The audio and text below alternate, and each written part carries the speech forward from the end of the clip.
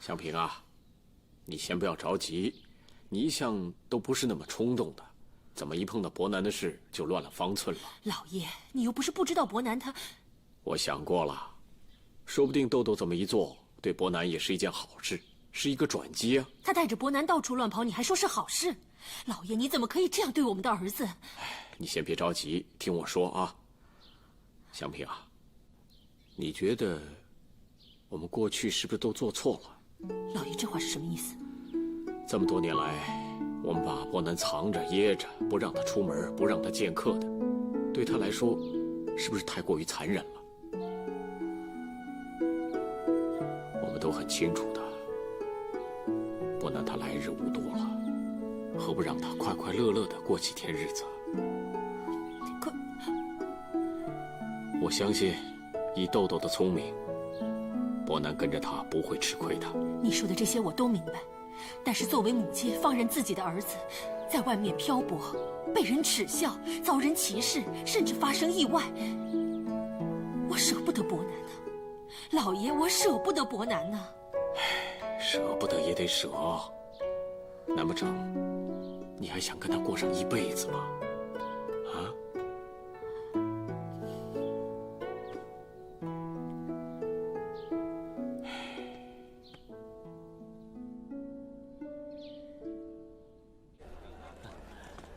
夫人，请慢走啊。哎，好。二少爷，柳姑娘，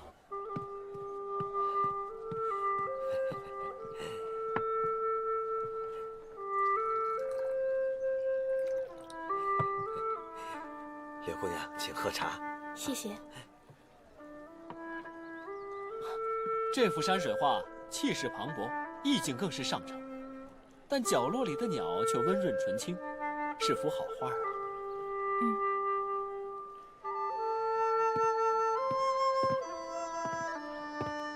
柳姑娘，你要是看中哪幅字画的话，不妨说一声，我一定亲自送到您的府上。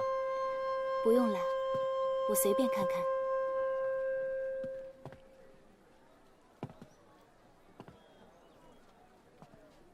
二少爷，这些字画怎么了？万宝斋名万宝，又是皇商，店里的字画却不值一提，简直就是浪得虚名。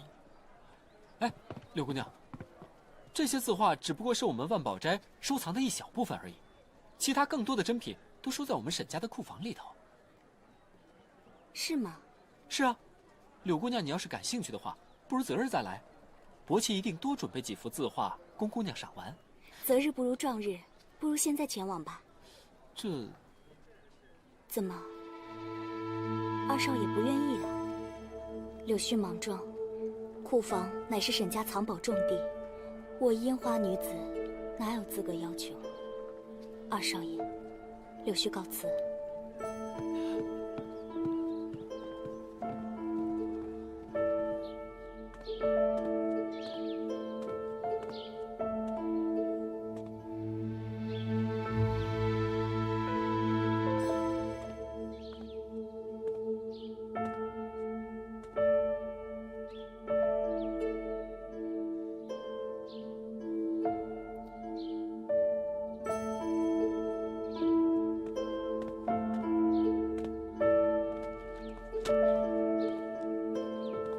伯奇，娘，你怎么会在这里？哦，我是来找爹的。伯奇啊，啊，爹。伯奇啊，店里有什么事吗？爹，山东来的那位客人在我们店里逛了老半天，嫌我们店里的东西不够档次。我看他那意思好像是想挑些贵重的物品送给朝中大臣，所以我想把我们上次从广东进的那些物品拿出来给他看看。哦，好，我知道了，你先回店里去吧，一会儿我带着东西过去啊。哦，娘，我先走了。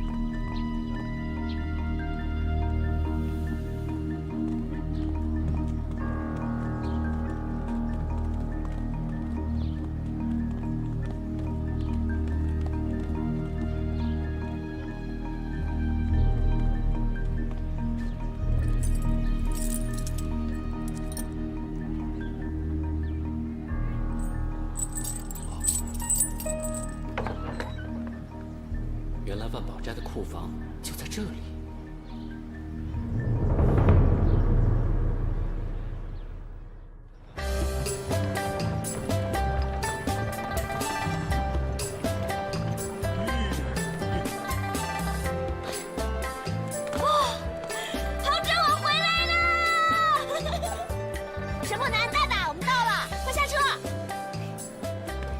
我们到了，你们两个给我下来！哦，你们两个真是太过分了！没有到之前一路上问我到了没有，到了没有，可是真的到了，睡得跟死猪一样。客官，吃饭还是住店？住店。好嘞。哎，对了，帮我把他们俩给我叫醒。好嘞。哎，姑娘，都睡成这样了，怎么叫得醒啊？叫不醒的话用水泼。本姑娘还着急谈生意呢。哼。大少爷、少奶奶，快请。胡掌柜，豆豆年轻不懂事，这次还有劳您了，希望您多多照顾。少奶奶太客气了，老爷在信上对您是赞不绝口啊。快请。啊，走。少奶奶，这位就是鼎鼎大名的南洋行商王员外。王老爷，幸会幸会，豆豆在这里给您请安了。哦，那这位是？王老爷，幸会幸会，豆豆给您请安了。哎呀，胡掌柜啊，你堂堂的万宝斋，怎么可以派个黄毛丫头来跟我谈生意？像什么话？小五，收东西，走。哎，王老爷，仙姐姐，你看，红石头、黑石头，还有黄石头，嘿嘿，你看看。放下放下，你知道什么是宝石吗？是不难，你快告诉王老爷，这些石头好不好？还行吧。什么？你们两个居然说我这些宝石是石头？哎呀，你说这个生意还能做吗？哎，小吴，把宝石接过来。给你就给你，有什么了不起的？就这个石头都没有我们家鸽血红一半好。沈波南，嘘。你刚才说鸽血红？哎，什么了？你干什么呀？诗仙姐姐，这个应该有3块，这个是福，这个是禄，还有一个是寿。啊，对，诗仙姐姐太棒了，还有个是寿，这3块石头拼在一起那才值钱。现在只有2块，不值什么钱。王老爷，我家相公他就喜欢开玩笑，您千万别把他的话放在心上啊。这位公子说得对，这福禄寿这3块宝石，是我费了很大的周折才弄到手的，可谁成想，被人调了包。虽说我手上还有这2块玉佩，但是因为缺了1块，还是成不了一个好字。没想到这次带沈波南出来，瞎猫碰上死耗子，居然撞对了。神仙姐姐，这是猫眼石，不是瞎猫。而且这些宝石都是一般货色，没什么好看的。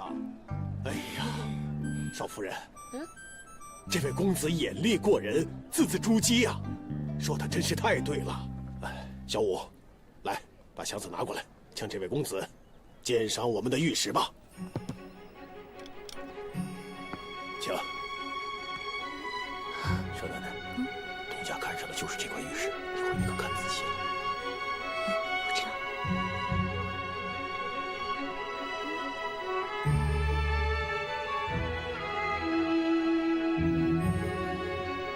这块宝石这么普通，爹怎么会看上它呢？难不成被人骗了？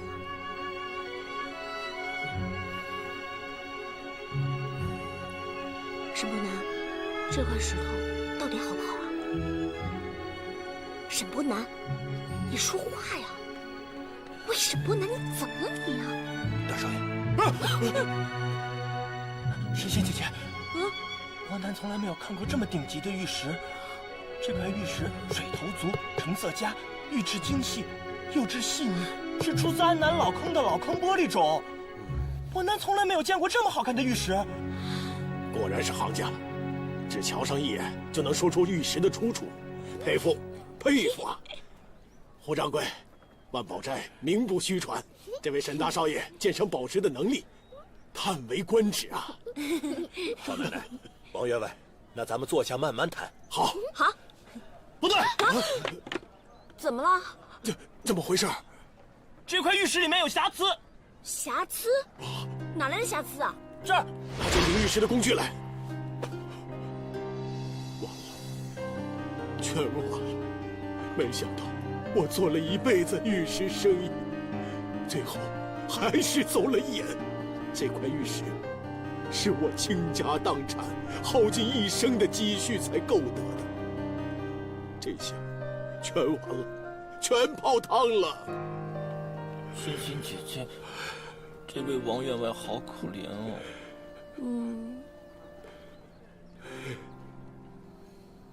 欣欣姐姐，要不然我们把这块宝石买下来吧？啊！沈伯南，你发什么神经啊？出门的时候，爹千叮咛万嘱咐要睁大眼睛，不要让别人给骗了。你现在明明发现那块石头有瑕疵，还让我买下来？石头是有瑕疵，但它还是块好石头呀。关南喜欢。你喜欢？你喜欢的话，那是不是说明它物有所值啊？什么叫物有所值？哎呀，就这么说吧，它是不是一块很好的石头？是很好、很好、很好的石头。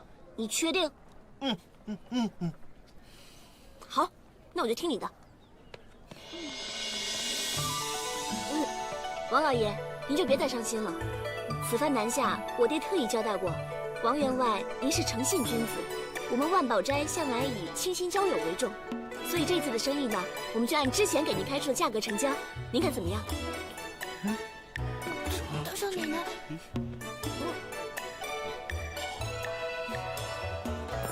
哎，大大，小心点啊！好重啊！大少爷、少奶奶，请留步。胡掌柜，什么事啊？王员外要我把这匣宝石送给你们做见面礼。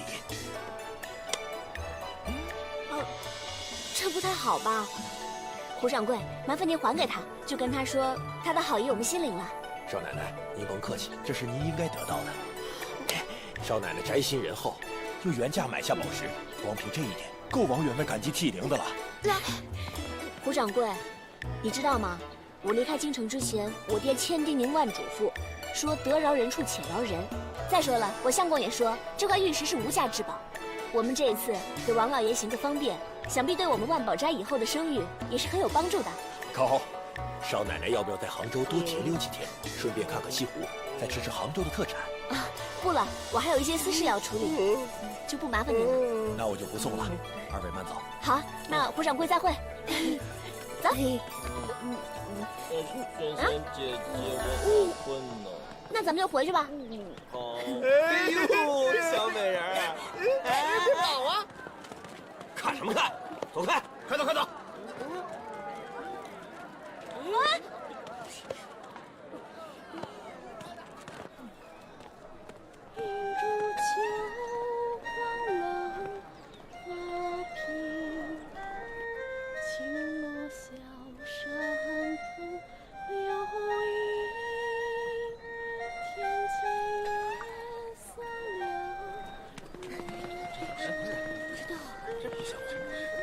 都给我滚开！客官，您这是废什么话？赶紧给老子上酒去，上好酒！快去，快去！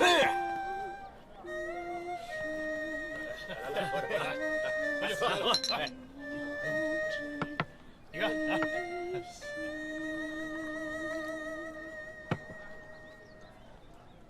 好，好，长得真美呀！公子上前了。谢谢公子。谢谢公子，谢谢各位了。谢谢。来，来，给你赏钱。哇，来吧！哎呦，你这么漂亮，来吧！求求你们，滚！你个老不死的，给我滚开！哎呦，你放开我！呀！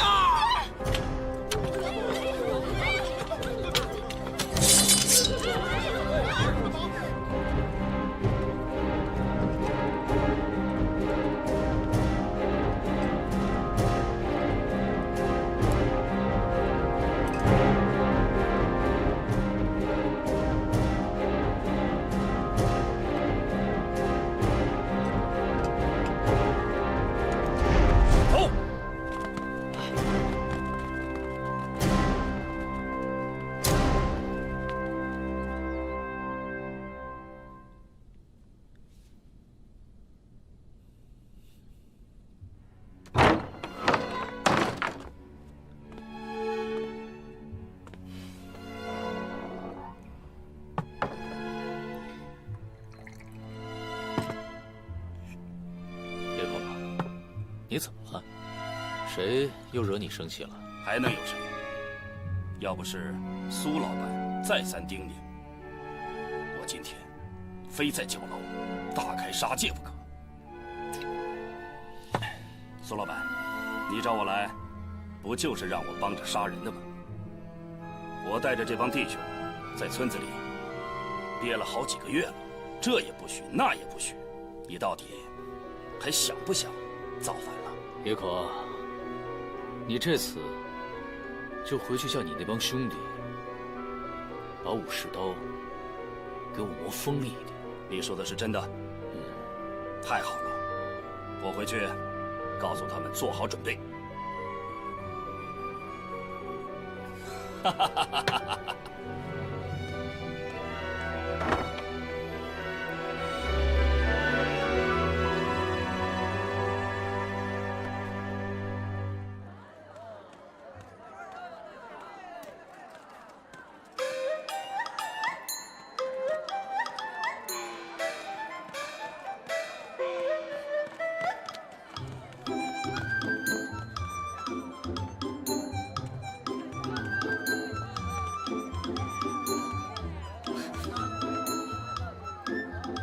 沈伯南，我不是沈伯南，我不是沈伯南，我不是沈伯。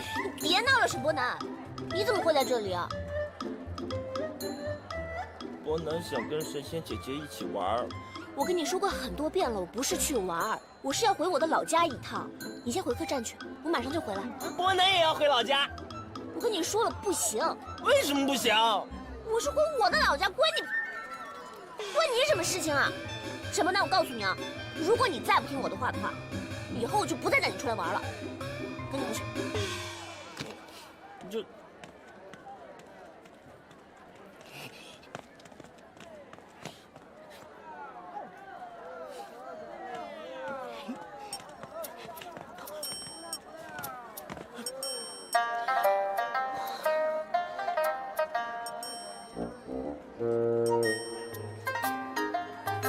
沈伯南，你过来，过来。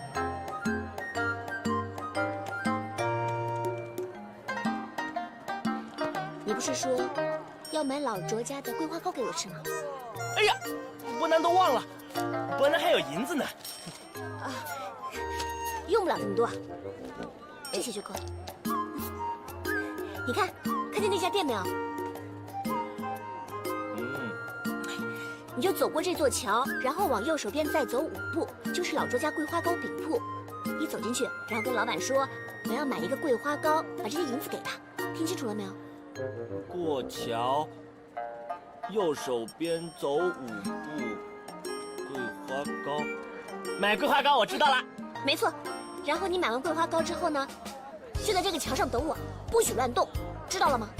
好，我就在那儿等神仙姐姐。那去吧。好。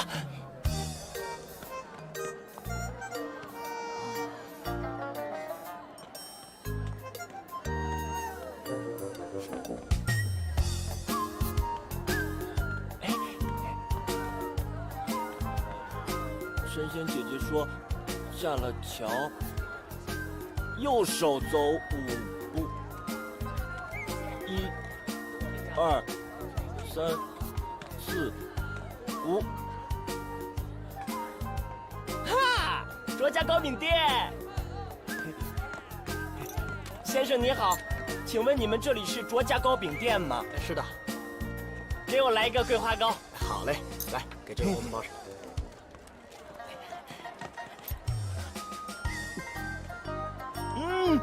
真好吃，我要给神仙姐姐吃。小二，哎，小二，哎，公子，公子，你要出去啊？小二，哎，我问你，那帮倭寇是不是经常来你们这里滋事？他们之前还是挺守规矩的，就是最近老鬼鬼祟祟的，好像在等什么人。等人？等什么人啊？这个我也不太清楚。哎，当今这个世道，没准会发生大事了。就凭他们几个跳梁小丑，小二，哎，你也太杞人忧天了吧？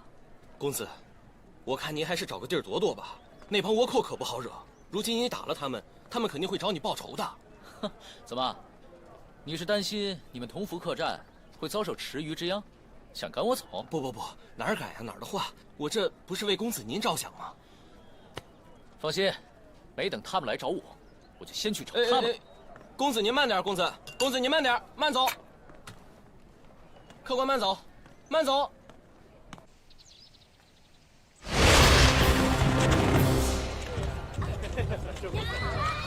慢点跑啊！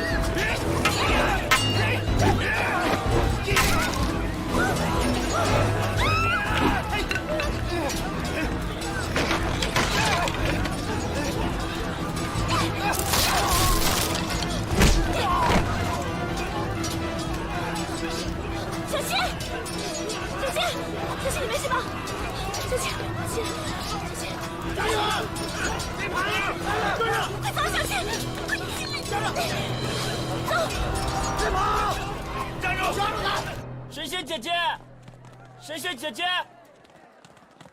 神仙姐姐，神仙姐姐。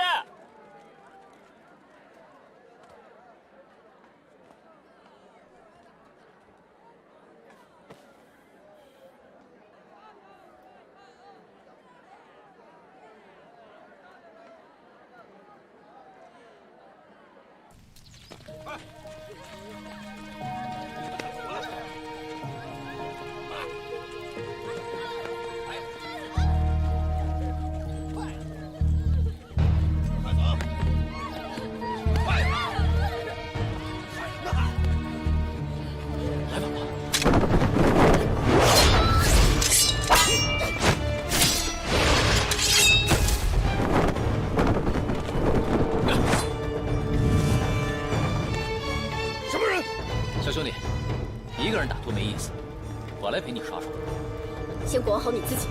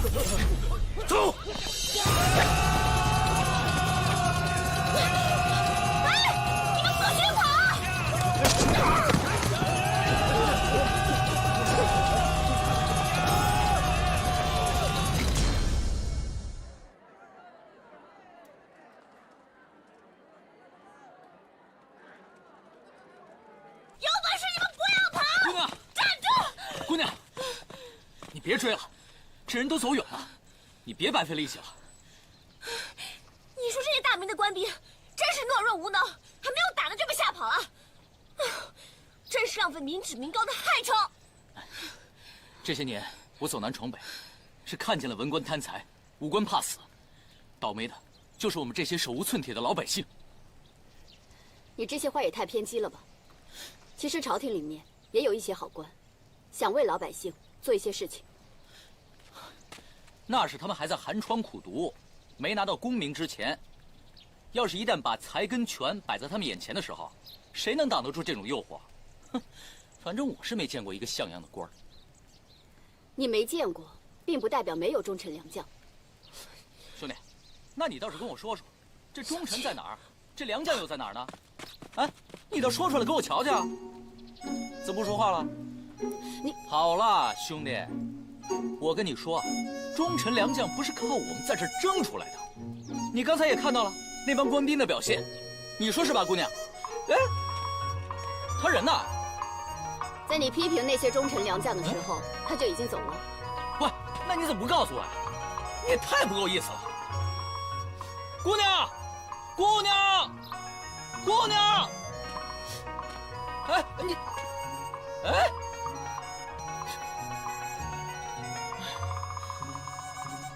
你也跑了，他也跑了。小青，小青，小青，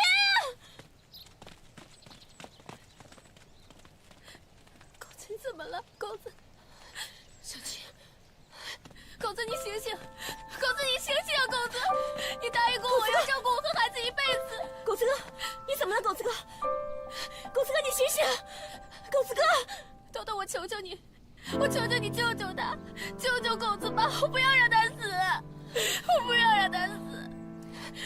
狗子哥，狗子哥，你醒醒！我是豆豆，我是糖豆豆啊！你记不记得小的时候我们俩一起比赛，还一起抢桂花糕？你醒醒！我回来看你和小青了。你醒醒，狗子哥！你看看我们，狗子哥，狗子哥，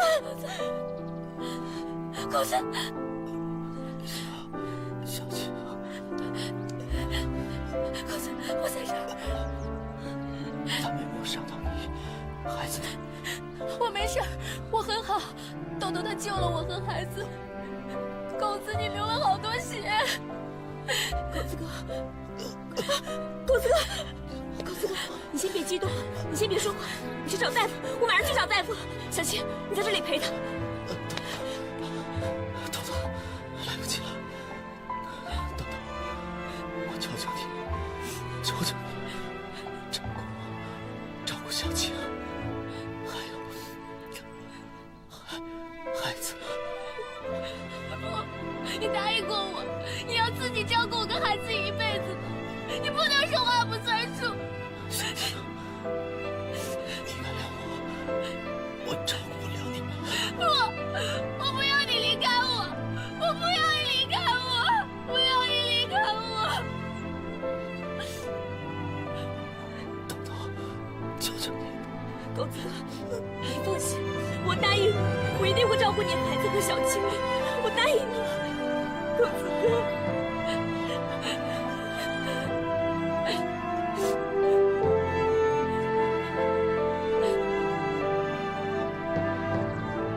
狗子，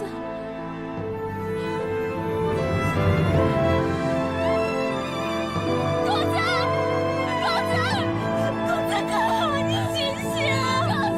狗子哥，你醒醒！狗子哥，不要你死！不要你死！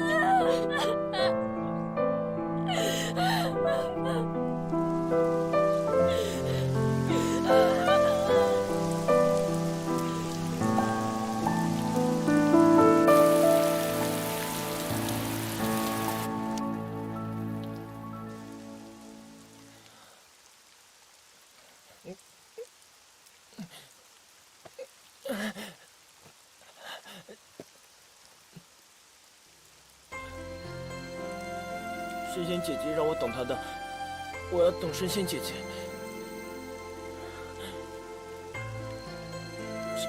去哪儿了？还不来？哦，桂花，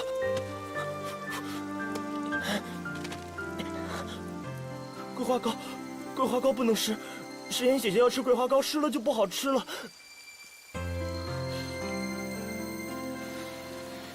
来，小心，来，你先坐一下。这个雨应该快停了，客栈就在桥对面，一会儿就可以到了。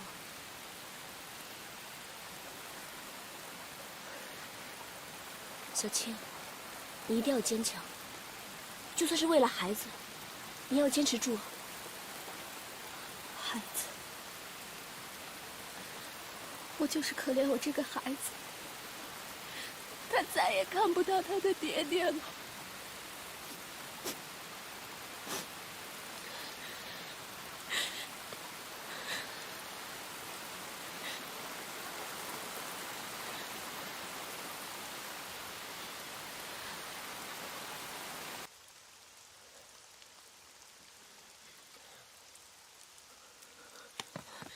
沈伯南，沈伯南，沈伯南，神仙姐姐，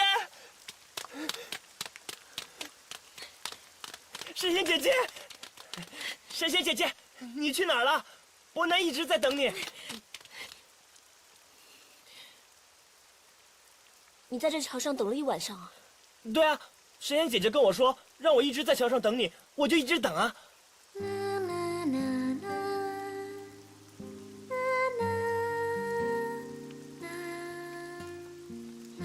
你怎么那么傻呀？我让你等，你就一直等，你不会跑啊？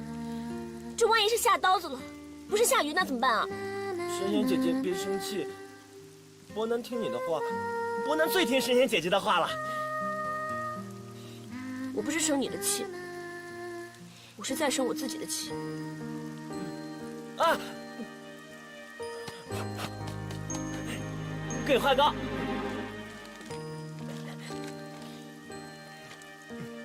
还没有坏，伯南一直把它保护着。神仙姐姐，你吃吧。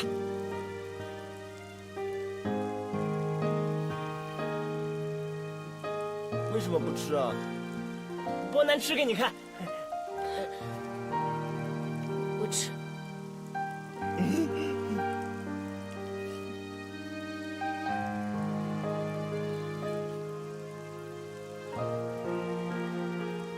好吃吗？好不好吃？好吃。伯南也吃一个。救命！小青，小青怎么了？我好像快生了！神仙姐姐，她流了好多血，她流了好多血！救命！救命！救命！救命！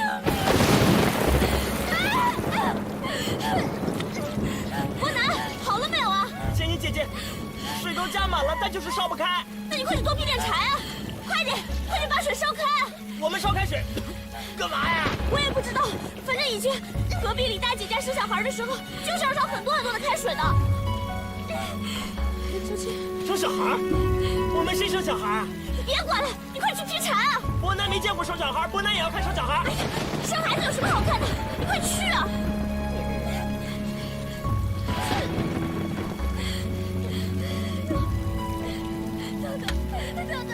豆豆，救救！救救我！小青，小青没事的，你放心，你和孩子都会没事的，你一定会平安的把他生出来的。有我在你身边，你不用紧张啊！豆豆，孩子要出来了，孩子要出来了，怎么办？没事，没事，你放心。小青姐姐，你别怕，神仙姐姐会帮你的，可快了。小青，有我在呢，你放心，用力，来，你再用力，用力，再用点力，用点力，小青。用力，再用点力！小青，别放弃啊，小青！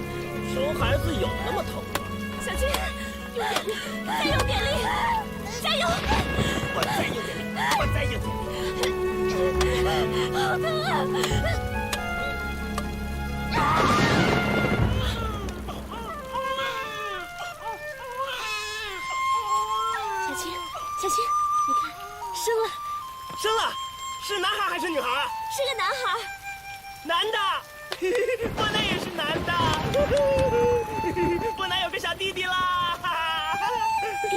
上啊！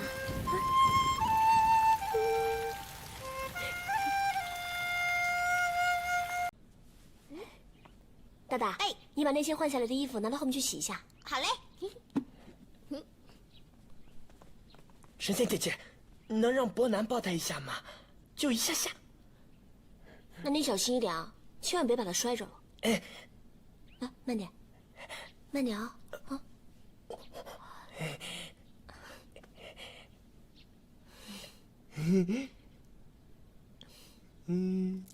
哎，小青，来，慢点。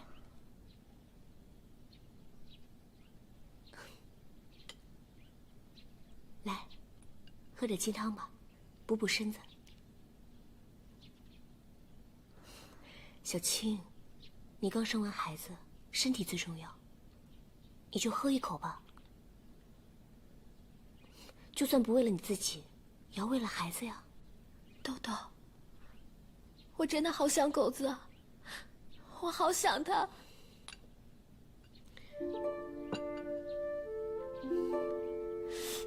小青，我明白，但是人死不能复生。狗子哥，他已经走了。豆豆，你说我应该怎么办？我以后都该怎么办？要不然这样吧，你跟我们一起去京城，这样呢，我们两个彼此也有个照应，离开这个伤心的地方，对你和孩子来说也好啊。不，我不走。小青，神仙姐姐，她对伯南笑了，宝宝对伯南笑了。神仙姐姐，你看，宝宝笑了。让我抱抱我的孩子。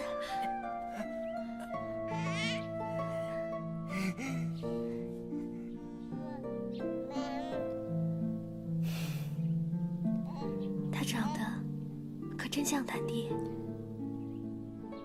小青姐姐，宝宝叫什么名字呀？沈公子，要不您来给孩子取个名字好吗？我？对呀，您是孩子的干爹，孩子的名字当然应该由您来取。干爹，我是宝宝的干爹。神仙姐姐，干爹是什么意思？为什么我不能做师爹，要做干爹呢？你怎么那么多废话呀？干爹就是爹，小青让你做孩子的爹，你要不要做？不要做拉倒。我要当干爹，伯南要当干爹喽！既然要的话，那你就给孩子取一个名字，记住了啊，要叫一个响亮一点的、好听一点的名字。好。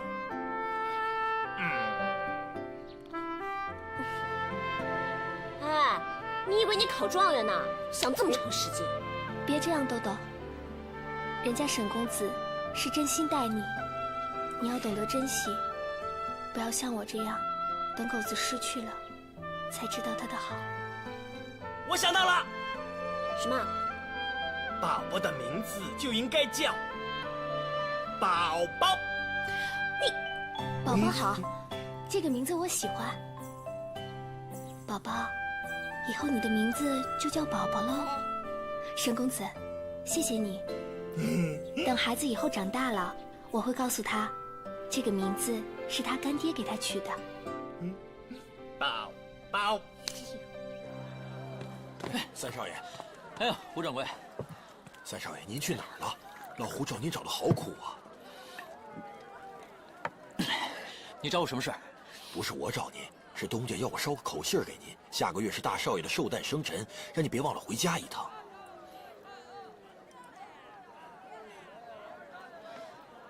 三少爷，您看什么看得这么专注？没什么，我在找一位姑娘。姑娘？我也不知道。上个月萍水相逢，可惜没留下姓名，人就不见了。上个月？这可巧了。上个月大少爷和大少奶奶也回了一趟杭州。哎，姑娘，姑娘！三少爷，三少爷，姑娘，对不起，我认错人了。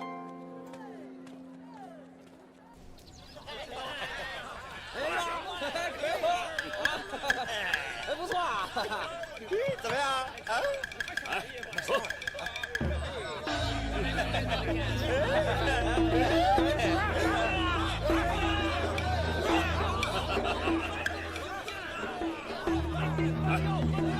喝点。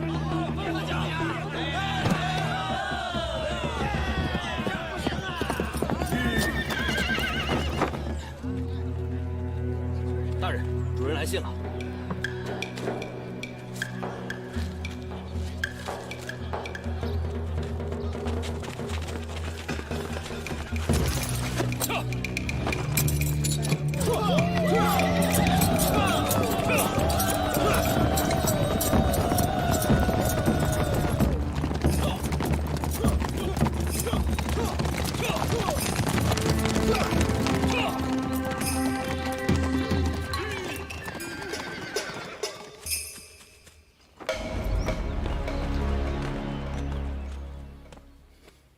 野口，你要个200支长枪，5000支箭矢，都在城外龙王庙的石洞里。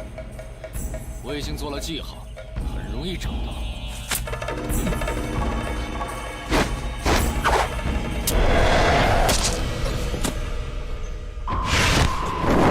追！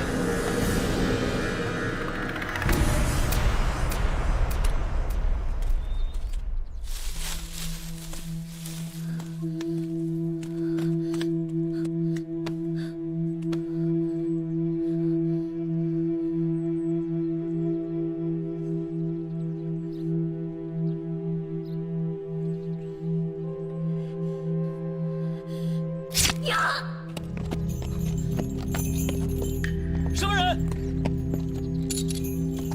出来！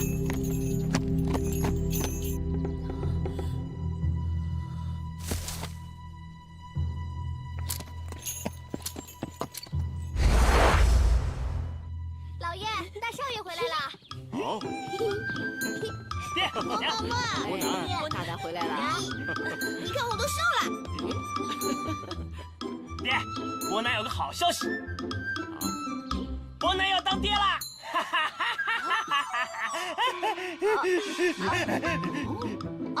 不是，爹娘，你不要误会啊！不是，伯南，你瞎说什么呢？不许胡说八道！我没有胡说八道，我是要当爹了。爹，伯南马上要跟你一样当爹啦！是伯南，你给我闭嘴！豆豆啊，快告诉娘，到底发生什么事了？娘，你别听伯南他瞎说。事情是这样的，我儿时的玩伴小青啊，她生了一个孩子，然后就认伯南当了干爹。事情就是这样的。伯南做干爹了。哎，我还以为这小两口子出去走一趟，传出好消息了呢，原来是空欢喜呀！哎，怎么会是空欢喜呢？这回啊，豆豆跟伯南南下，可是替咱们万宝斋立了大功啊。尤其是豆豆啊，他不但买到了稀世宝石，更为咱们万宝斋挣得了好名声。郭嬷嬷，你吩咐厨房，让他们准备好酒好菜。今天晚上我们大家可得好好的庆祝庆祝啊！好庆祝！豆豆啊，胡掌柜在信里头对你是赞不绝口啊，爹果然没有看走眼啊。将来我们万宝斋可就指望你了。爹，您可千万别这么说。豆豆还年轻不懂事，以后还要跟爹多学习呢。你别怕，也别有压力。经过你这次的表现，爹相信你绝对有这个能力，啊。伯奇啊，以后你可得好好的向你大嫂学习学习，什么是待人接物的道理，明白吗？明白了，爹。好好学习学习。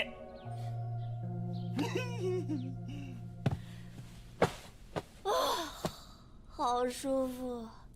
出了一趟远门，还是很想念这个床的。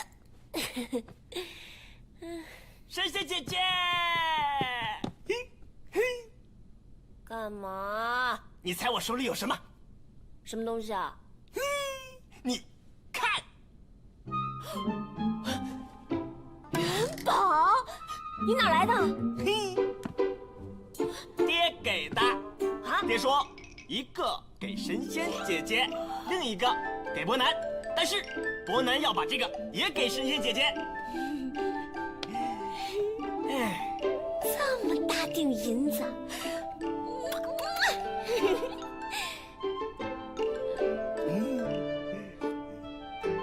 爹是给你的，我不能要。伯南用不着，神仙姐姐收着。那我就先替你收着，就当是替你保管。等以后伯南要帮爹赚更多的银子给神仙姐姐花。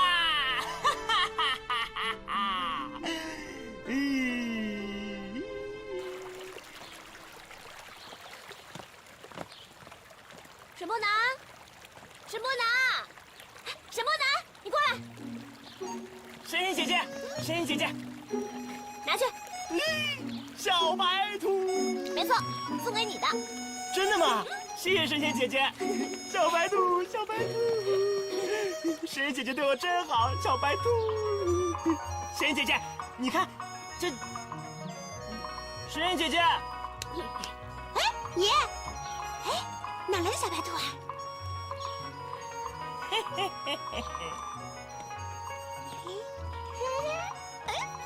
神仙姐姐给的，真的！讨厌！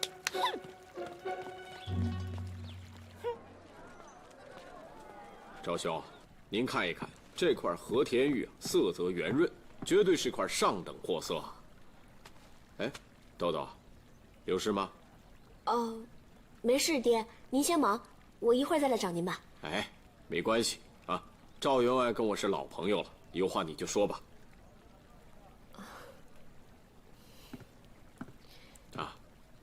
爹，我发现这里头有几笔账和货架上的数量不符。爹，您看看到底是怎么回事？哦，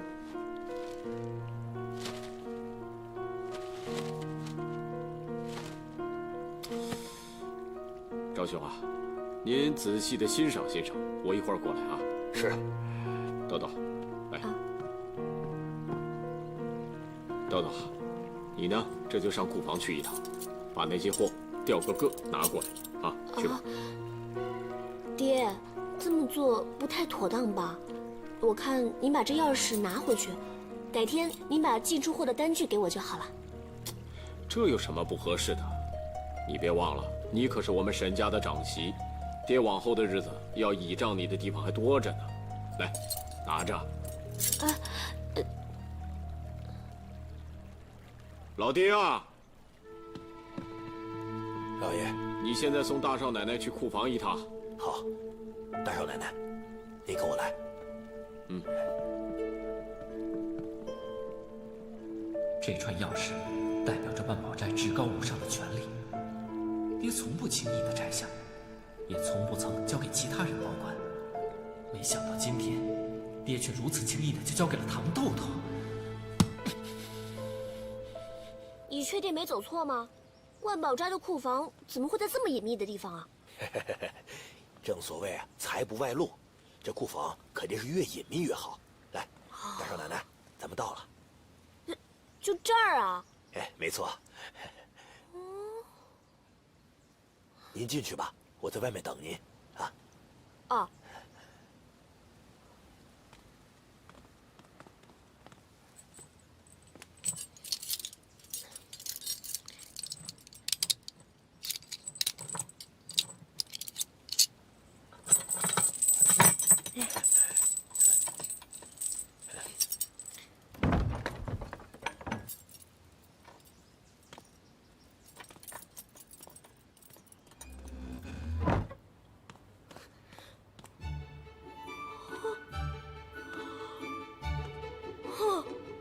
这么富丽堂皇，跟外面竟然是两个样子，怪怪不得要藏在这么隐蔽的地方。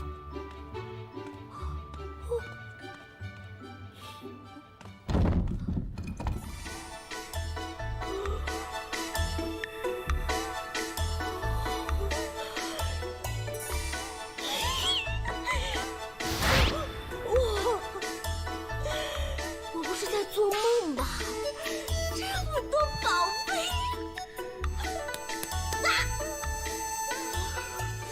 是真的！我要成为大富婆了！这么多的宝贝！哇呀呀！我现在终于知道什么叫肚满肠肥了！糖豆豆要成为大富婆了！等一下，就算是沈家富的刘游，跟你有什么关系啊？你1年之后马上就要离开沈家庄了，回到爹娘的身边，千万不能在这个时候出差错。清醒！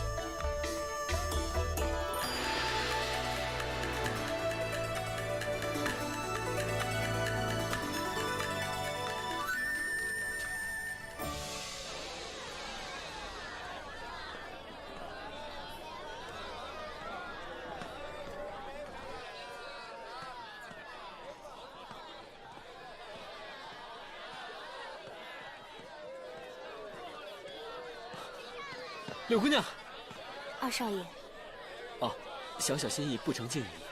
二少爷今日来找我，难不成是带我去欣赏万宝斋库房珍藏的字画？英儿，帮我跟妈妈说一声，我今晚陪二少爷出去一趟，就不接待其他客人了。是。哎，杨二姑娘留步，柳姑娘误会了，伯奇不是为此而来。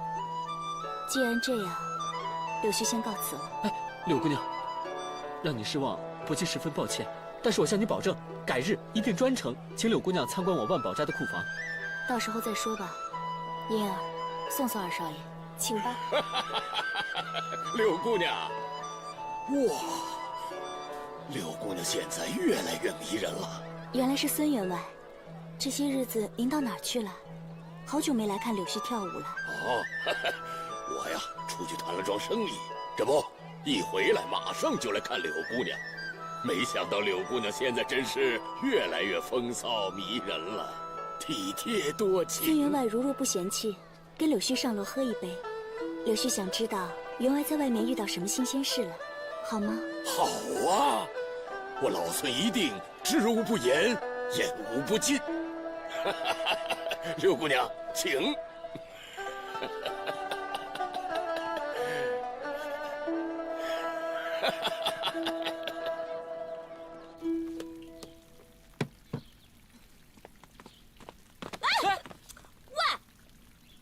怎么回事儿？走路不长眼睛啊！哼，被你说对了，我的眼睛呢，只长在了我的账本上。你什么意思？没什么意思啊，只是有的人呢，即将要当大媒了。唐豆豆，本少爷今天心情不好，你最好少烦我。哦，今天少爷你心情不好啊？那我就不打扰你了。一会儿呢，我让爹来打扰你。哎，你给我把话说清楚。行，那你给我看好了，我把这1个月丢失的物品通通都给记下来了。这丢失的东西还真不少呢，紫玉钗、翡翠镯子、碧玉簪、蓝宝石戒指，哦，字画也丢失了不少呢。虽然说做生意偶尔丢失一样东西很正常，可是呢，这1个月之内丢失了30几件货品。这也太夸张了吧！虽然说爹他很大方，可是也不允许有人监守自盗吧？你是说这30多件失物都跟我有关系？哎，我可没有说啊，是你自己说的。你少冤枉我！不是你做的，你怕什么呀？你紧张什么呀？哎呀，没关系，我一会儿去告诉爹，让他把这个吃里扒外的东西给揪出来。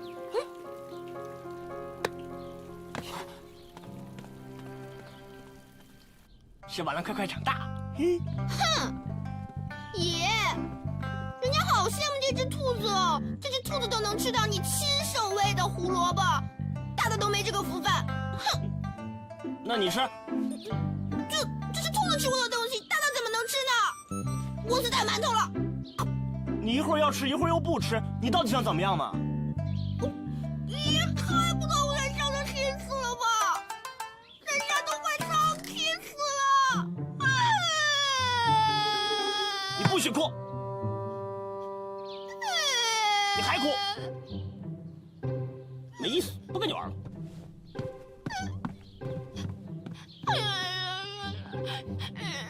自己吃。大哥，怎么了？国旗，一点不好玩。那要不要我带你去玩啊？玩什么？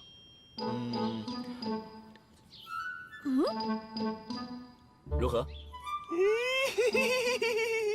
走。爹，我有几件事。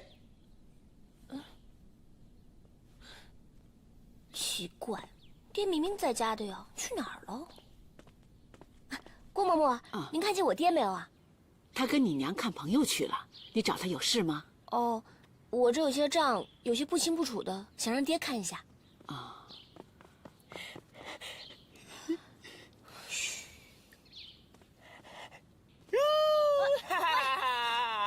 沈波南，你干什么啊？我不是沈波南，我是魔术师，我要变出好多个神仙姐姐陪我玩。沈波南，你别闹了，我还有很多重要的事情要忙，你让大大陪你玩去。大少奶奶，你这话怎么说的啊？你再忙也得把伯南少爷放在第一位啊！你知道沈家为什么要娶你过门吗？就是娶你进门，陪着伯南少爷玩耍聊天儿，照顾他的起居生活。你现在倒好，一忙起来，就把房门关起来，忙得昏天黑地的，把伯南少爷晾在一边。去，陪伯南少爷玩去。伯南少爷，乖啊，哎，带你媳妇儿玩去。回头郭嬷嬷给你做绿豆汤喝啊！好，我们走吧，神仙姐姐，走，往前走。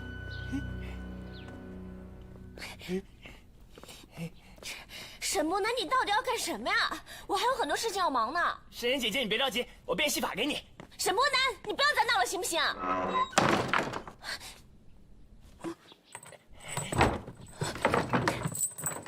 沈波南，你在搞什么鬼啊？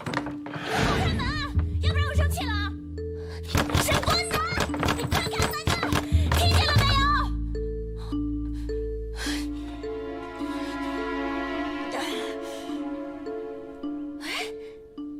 小白兔，你怎么会在这儿啊？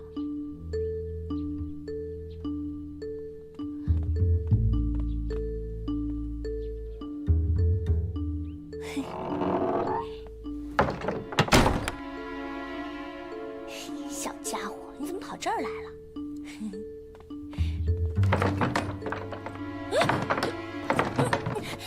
怎么会这样啊？这门怎么也锁上了呀？快点！你快点变个魔术给我看看，我变给你看啊！看好了，这是不是个锦盒？里面是不是有一颗珍珠？把它放进去。看好了，数1、2、3。1、2、3。哎，珍珠没有了。哎，在这儿呢。一个，哎，这儿也有一个。你看，这儿还有一个，4个。等一下，我摸摸看还有没有。哎，看，1、2、3、4、5。哇，伯奇，你把一颗珍珠变成5颗珍珠了呀！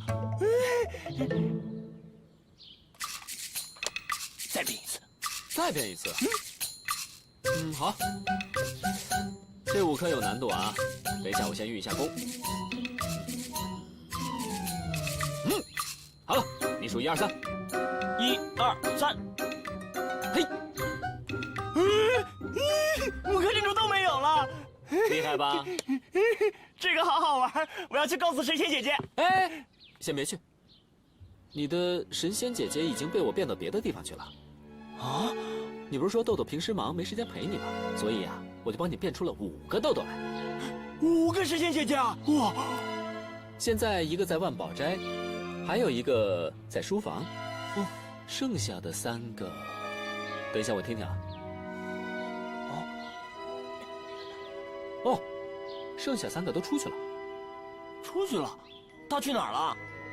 豆豆说他对不起你，所以到街上去给你买你喜欢的玩具，还有你爱吃的糕点。真的吗？要不这样，我陪你到街上找他们。好啊，好啊，好啊！不过你得答应我，这个事儿可不能告诉任何人。嗯，走了。爷，二少爷，你要带我的爷去哪里啊？大大，伯奇带我去找神。我带他出去办点事，马上就回来。我也要去。你去干什么？我们办的正事。你不要去了。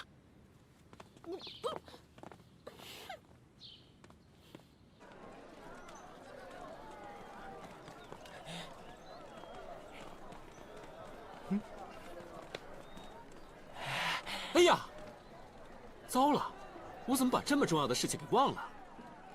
大哥，不好意思，我不能陪你去了。啊，大大，你怎么在这儿？二少爷，哎，过来过来。大少爷，这样吧，你陪大少爷去逛逛。不合适吧？我那个……喜欢什么随便买。谢谢二少爷。不行，伯奇，你说好要带我一起去找神仙姐姐的。哎，大哥，你难得出来逛逛，豆豆他喜欢什么，你就给他买什么，这样他才会高兴。你说呢？冰糖葫芦，又酸又甜的冰糖葫芦哎！冰糖葫芦！哎呀，大哥真聪明，一猜就知道豆豆喜欢吃冰糖葫芦，赶紧去买啊！大大，快，冰糖葫芦！大大，快，我要这个，这个，我都要了。都，够不够？够，走。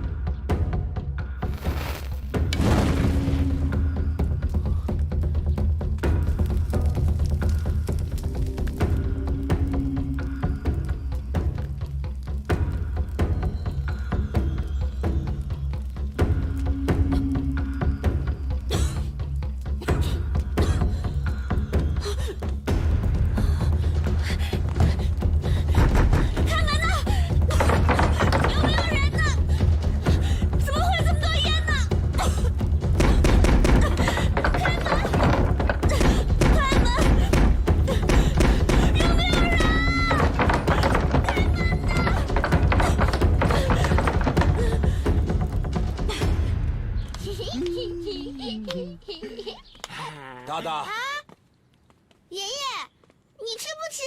哎呀，你竟然未经老爷同意就随随便便带大少爷出去，万一出了什么事儿，我如何和夫人交代啊？是二少爷让我带爷出去的。你还学会顶嘴了啊？赶紧带大少爷回去。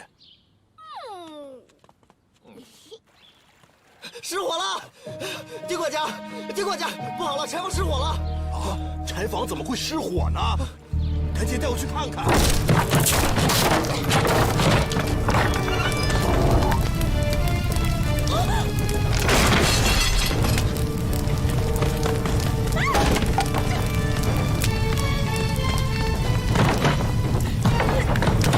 有没有人呢？快开门呐！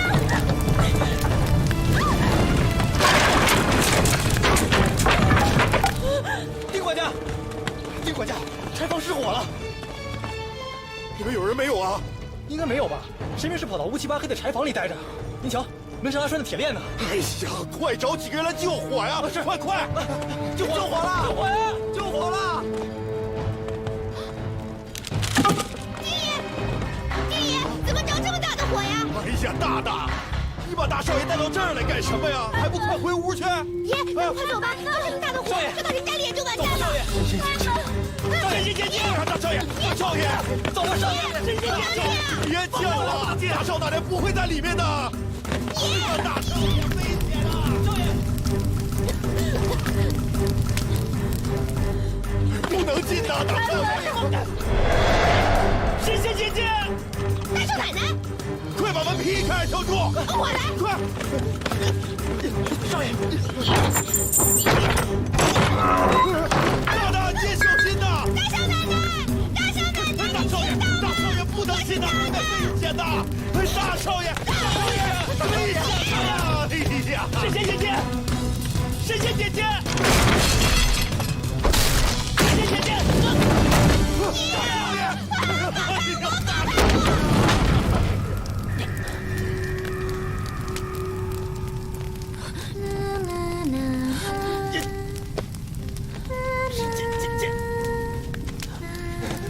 神仙姐姐，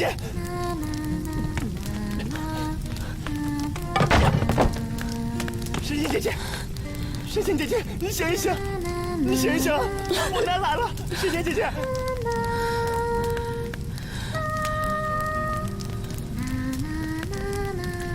沈伯南，你为什么会在这？快走，这里危险！快走！伯南不走，伯南死也要跟姐姐死在一起。傻瓜，你怎么这么傻？你快走！你就是一个笨蛋！你快走！伯南不走。神仙姐姐，神仙姐姐，你们不要打神仙姐姐，要打就打伯南。快快快呀！快救人呐！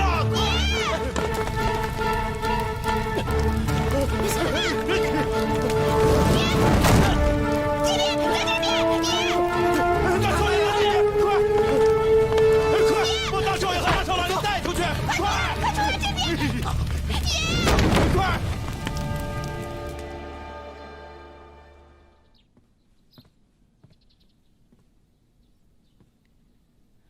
达达，你为什么不拦着大少爷？我拦了，但是爷爷听大少奶奶在里面，就发了疯似的，人家想拦都拦不住的。幸好大少爷只是受了点皮肉伤，否则10个你也赔不起。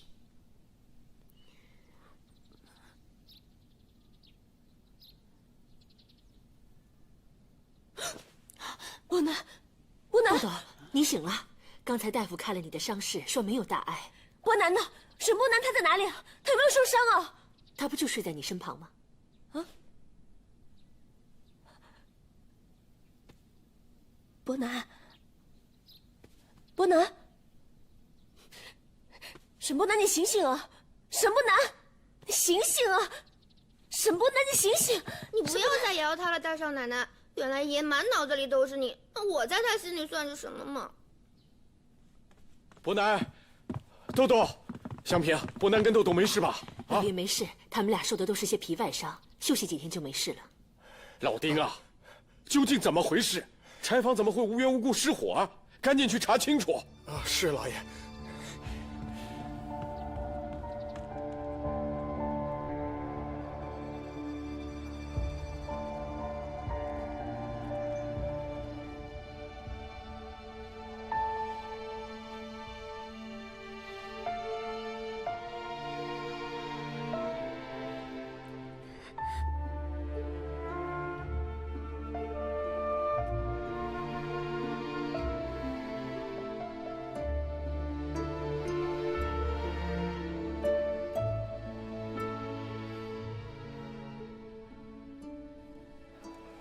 你慢用。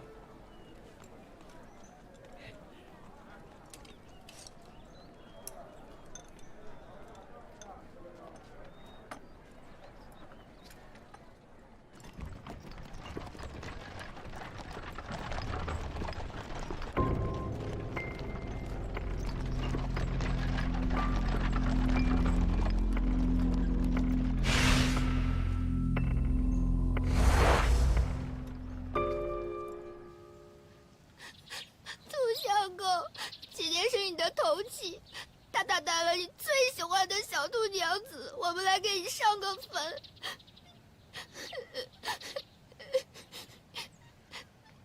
你说你好好的一个兔相公，你怎么就变成烤全兔了呢？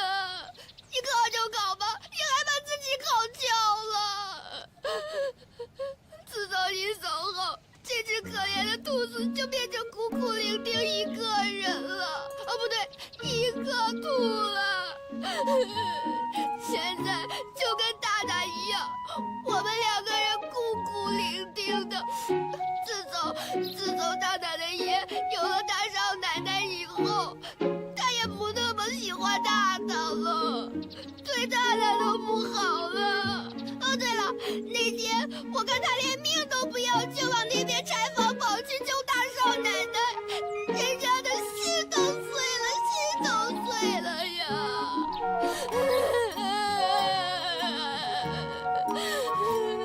兔娘子，从此以后就由大大陪着你，我们两个人孤苦伶仃，相依为命了嘛。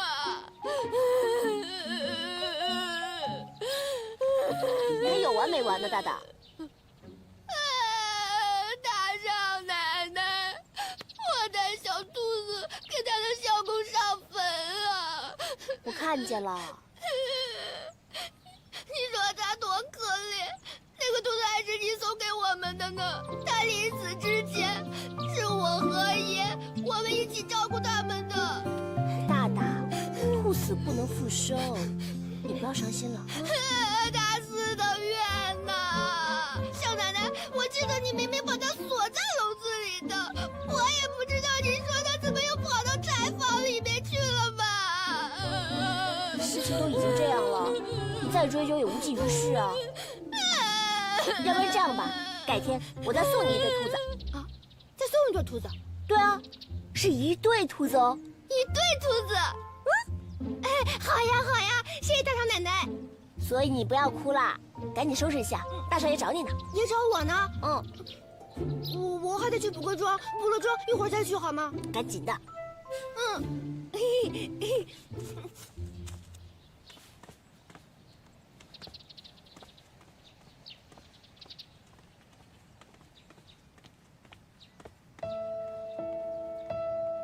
不可能，伯奇再残忍，也不可能会做出这种丧尽天良的事来。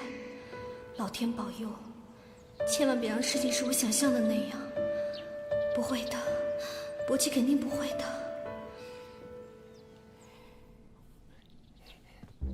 神仙姐姐，你快点，快点，伯南要出去玩了。来了，别催啊！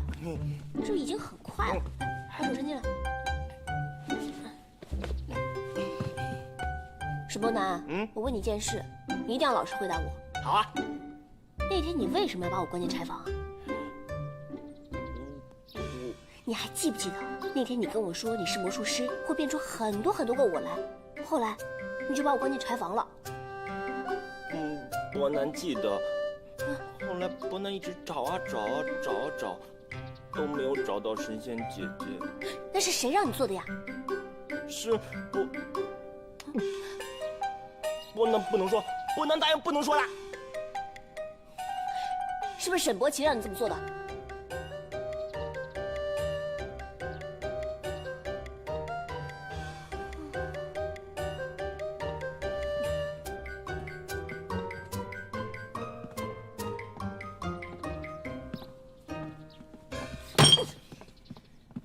这么早就起来了？在谈什么？娘，伯南说想出去转一下。外头风大，豆豆，你帮伯南多穿点儿。哎，是。娘，我不要穿那么多衣服，穿那么多衣服我都没法动了。哎呀，不行啊，伯南，你的伤才刚刚好些，身子还虚得很，要是再病了怎么办？别动了。大大，大大，大大，来了！哟！你拿这个干什么？我有武器就可以保护神仙姐姐了。神仙姐姐别怕，我们走。走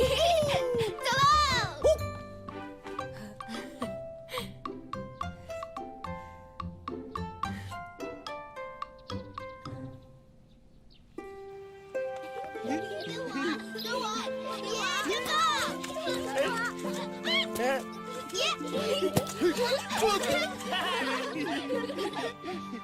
来，小六子，这给你，给你。我要，给我。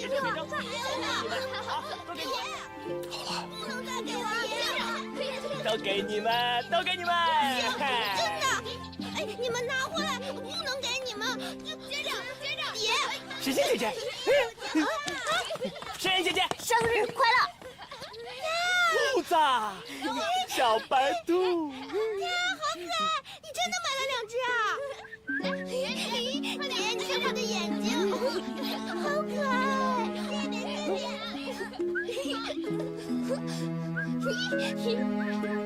豆豆，小兔子，怎么了？素兰，你看娘她小白兔，爷，你快看，好像很伤心啊。她怎么了？奇怪了，今天伯南生日，应该开心才对啊。